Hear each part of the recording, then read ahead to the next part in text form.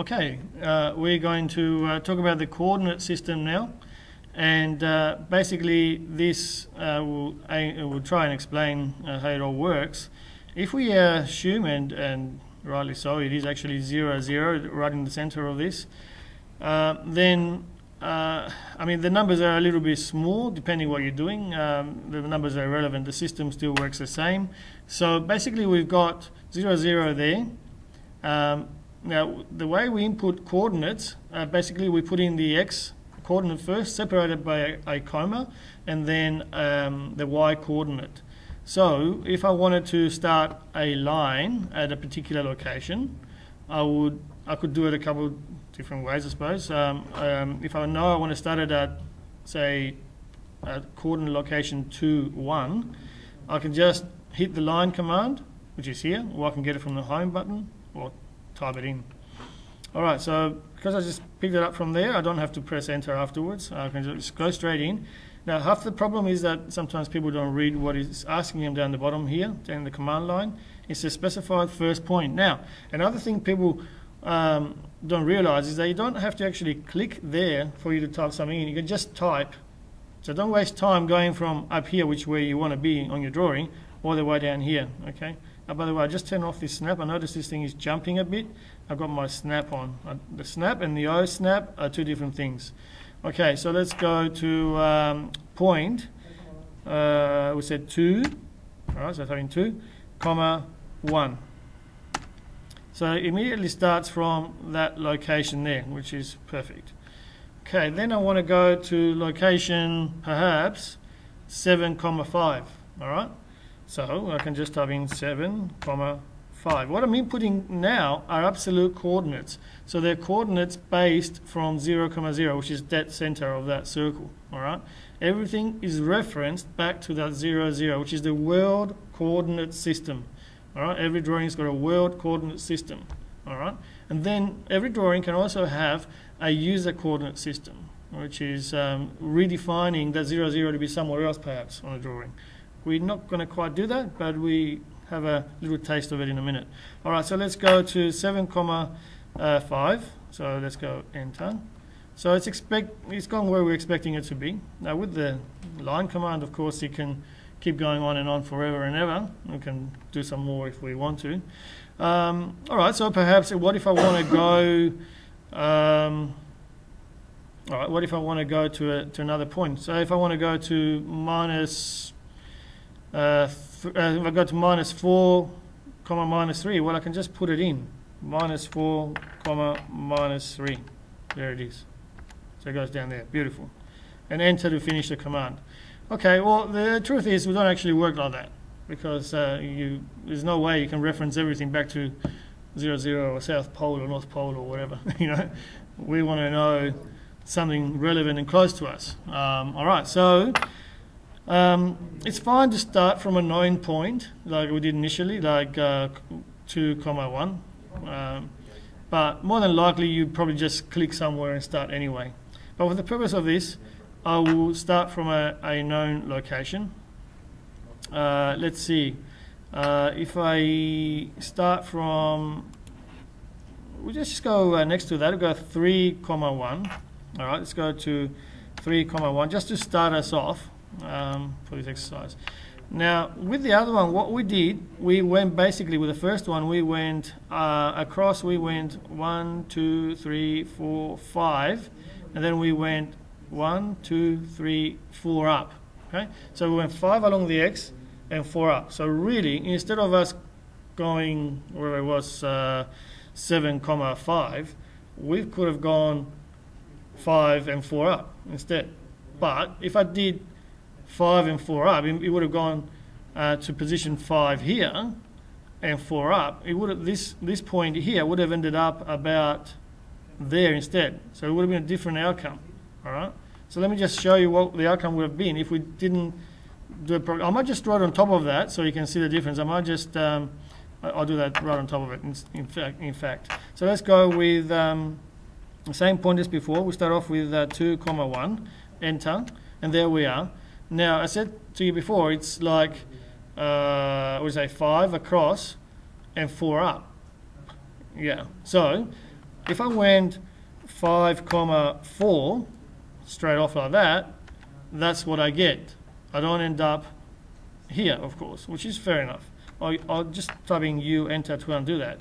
So really what I should have done is gone at 5, 4. That changes everything.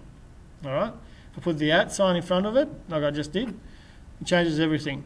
It picks up the 0, 0, which is normally at this location down here, and says, okay, now you've got a new 0, 0, a bit like a new user coordinate system, a redefined one, and it says, okay, we're going to base the 0, 0 as being here, all right? And we're going to go from there, we're going to go 5 that way and 4 up, and we're going to end up there, and we will, hopefully. There we go. So I've just drawn that line right on top of the other one now by doing that. The first one was done with solely using absolute coordinates, and the second one is using absolute coordinate to start with, but then a relative coordinate to finish with. All right. So that's the way we work really. And from now on, say if I want to go from there, if I want to go to say another 4 steps to the right and maybe 3 steps below that, I can go do this. I can go at 4 steps to the right, comma, minus 3 steps below. All right, so that's how we do a negative if we're going to go down. All right, so positive numbers are up in the y, and to the right in the x. All right, and then obviously the negative to the left and below. All right, so that one there would take us, and you don't have to point where it's going. I can leave this up here. It'll go there. I just told it where to go, so it'll go to that point. All right. Okay, so notice that, as I said before, I'm not clicking in there to type it in. I'm just typing it in. All right. So there it is. So that's how you do absolute coordinates, and that's how you do relative coordinates. All right. So let's go and move on to polar coordinates. Now this thing here looks about 45 degrees, for example, and so does this. All right. So how would we put in an angle, say, at 30 degrees? You know. Okay, so we'll start off from somewhere. It doesn't matter where we start off from. Okay, so notice I'm working in the negative section here and in the x.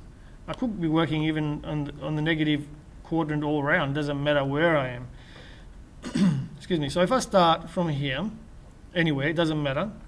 I want to put an angle. How do the angles work though? We don't actually know yet.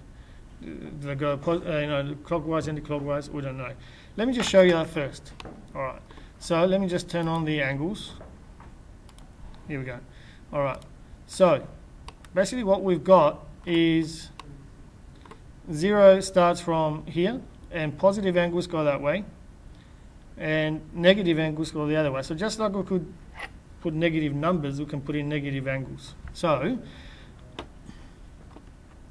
roughly, say, around there is 45 degrees, about that location. All right. But if I went downwards, that would be minus 45.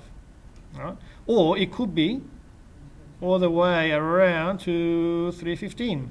It's the same thing. 315 or minus 45, it's the same orientation. It's the same direction. All right. So I prefer little numbers. So if I was doing something like that, I'll probably put minus 45. Then trying to work out what the positive one is. All right. So that's pretty simple. We can just do that. So that works that way. And 90 is up there. Now notice I've got here this minus 270. That's if you're putting negative angles. So if I was to go down here, I could go minus 90, or I could go 270 all the way around. Having said that, surveyors work a little bit differently. They start with a 0 up here, and they work positive this way. I won't confuse you with that, but you might come across a drawing that's set up like that, and that's why. Okay. All right. So let's go with putting in some angle, and just erase some of this stuff here. So let's go line. I'll just put one here for now, and I'll go at. Now with the angle, I can go, I'm putting that at again, so it's relative to where I've started off again, and we can go at, now first you put the distance this time, all right, and we're going to put in, say, six steps to the direction of 45 degrees, and that's how you put it in, just 45. Enter. So if I put a comma instead of that less than angle symbol, it would have read it as 45 along the y. It changes it to x and y, you know, but so it's very important not to put a comma there, but put in the angle symbol. All right, so let's go with that, and there it is. That length of that line should be 6 steps, or 6 in the length. If I measure it, if I work out the distance is, it'll be 6 steps. All right, that 6 steps, of course, is probably made up of about 1, 2, 3, 4 roughly along the x, and it should be 4 along the y as well, because it's 45 degrees. All right, but along here, Pythagoras tells us it should be 6. All right. So if we're using the less than angle instead of greater than, so it would be 315 degrees. If I'm not wrong. 315 degrees if you're using the less than angle, you said? Yeah. No. Well, this is the less one, isn't it? I think. This is At 6 greater than, no, sorry, less than, yeah. You don't use the greater than. No. Yeah. So if you wanted to use it the other way around, so if I was to put a line here and I use the negative numbers, I can go at 6 again, and I can go angle again, and I can go minus 315. Oh, well, if I wanted to achieve exactly the same thing, that is, go backwards. For some reason, you might do it that way. Yeah. So that's the same thing, same direction, different location, right? All right. So yeah, but really, it's more likely that you're going to go line from here and go at 6 at the angle of minus 45 if you wanted to go opposite to that. So it's like that. So it shoots off down that way. It doesn't matter where, you know, we've got this little circle here, but you can see we're ending up in any quadrant of that circle. That's got nothing to do with you know, where the angles are. If you know, because basically what happens every time. So if I type in, and this is what you got to do with your drawings as well. Every time I start off from a location, say here, and I want to go that way or wherever I want to go, I want to work out where I am. All right. So basically,